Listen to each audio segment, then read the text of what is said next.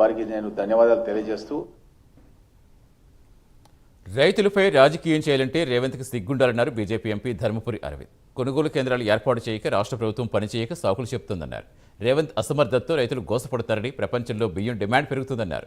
కేంద్రానికి ఇస్తామని చెప్పిన ధాన్యం రాష్ట్రం ఇవ్వటం లేదని, పైగా కేంద్రంపై నిందలు వేస్తున్నారని మండిపడ్డారు. ఉన్న సిటీకే ఫ్యూచర్ లేదు, ఇంకా ఫ్యూచర్ సిటీ కడతారా అని విమర్శించారు. పవన్ కళ్యాణ్ ఎన్డీఏ కూటమిలో కీలక భాగస్వామి అని వస్తే తప్పేంటని నిలదీశారు. 2 సంవత్సరాలు దాటి 3వ సంవత్సరం 24, 25, 25, 26 ఈ 2 సంవత్సరాలు అంటే 4 సీజన్ల అంతే కదా. టోటల్ ఎస్టిమేట్ 142.5 లక్షల మెట్రిక్ టన్నులు సరఫరా చేస్తామని ఒప్పుకున్నారు. వీళ్ళు చేసింది ప్రొక్యూర్మెంట్ చేసి అప్పజెప్పింది 106.78 లక్షల మెట్రిక్ టన్నులు. 35.72 లక్షల మెట్రిక్ టన్నులు ఇంకా నువ్వు బాకీ ఉన్నావు. ఎస్సీఐకి సిగ్గుండాలి. రేవంత్ భాషలో మాట్లాడాలంటే మనిషి పుట్టుక ఉడితే ఆయన భాషనే. రైతుల మీద పనికిమాల రాజకీయం చేయడానికి మనకి సిగ్గు మానం ఉండాలి.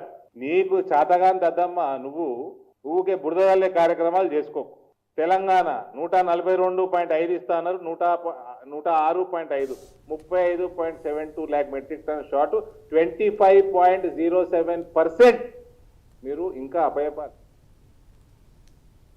తెలంగాణ ప్రజలు బీజేపీ వైపు ఆశగా చూస్తారని బీజేపీ స్టేట్ చీఫ్ రామచంద్ర